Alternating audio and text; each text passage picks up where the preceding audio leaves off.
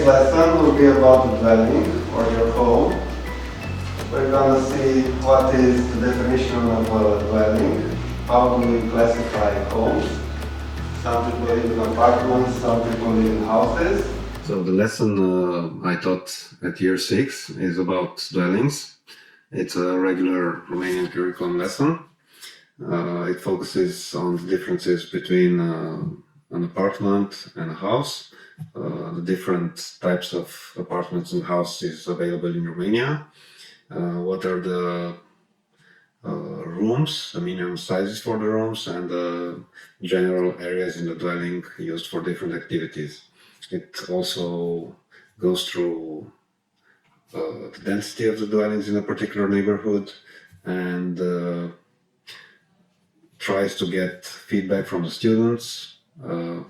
What's their own experience about housing, what's their housing situation, what would they like to live in when they grow up, and some other different views they have on the future of housings in our country.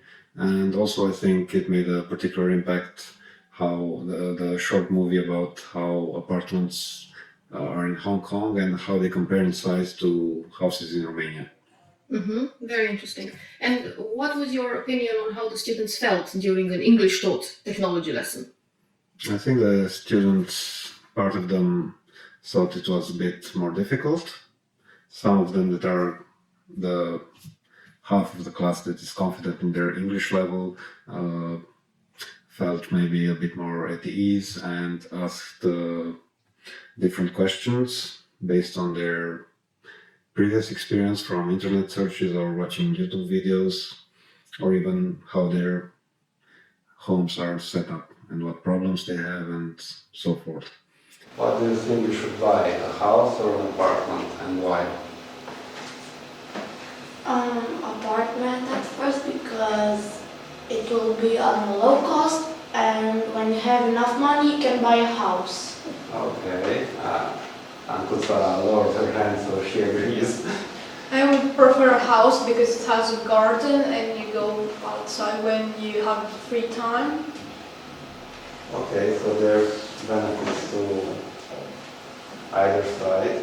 So do you think that teaching this lesson in English brought difficulties for those that didn't really understand the terminology or the concept?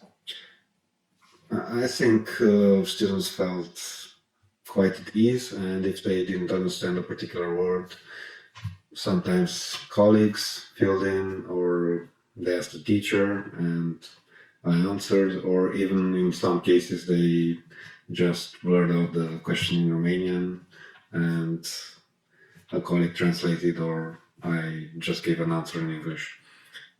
I think most of them have a good enough English to understand the whole discussion. Even if they miss a few words, they can use the context to fill in the blanks, and I think everybody understood what the lesson was about and had a good time.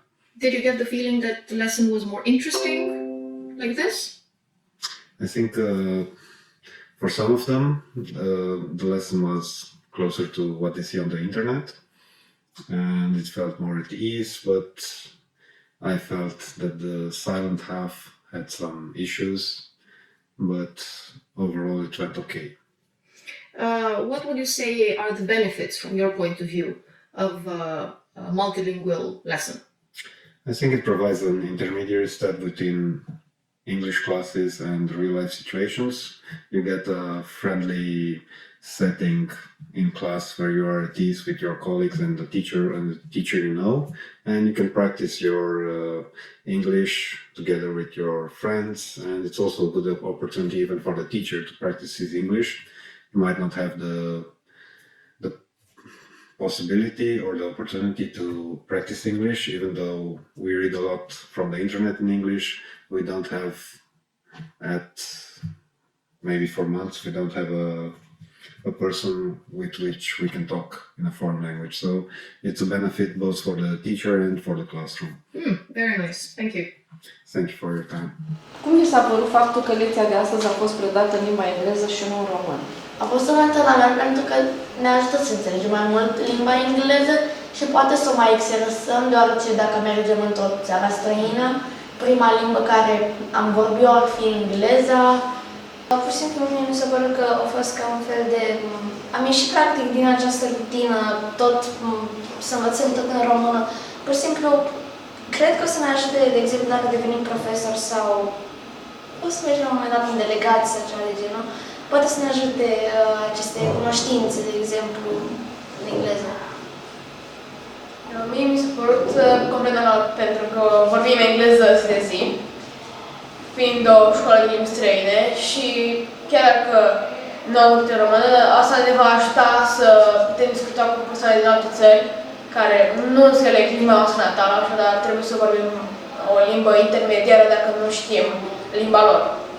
Mi s-a părut mai atractivă ora în engleză sau cea în română?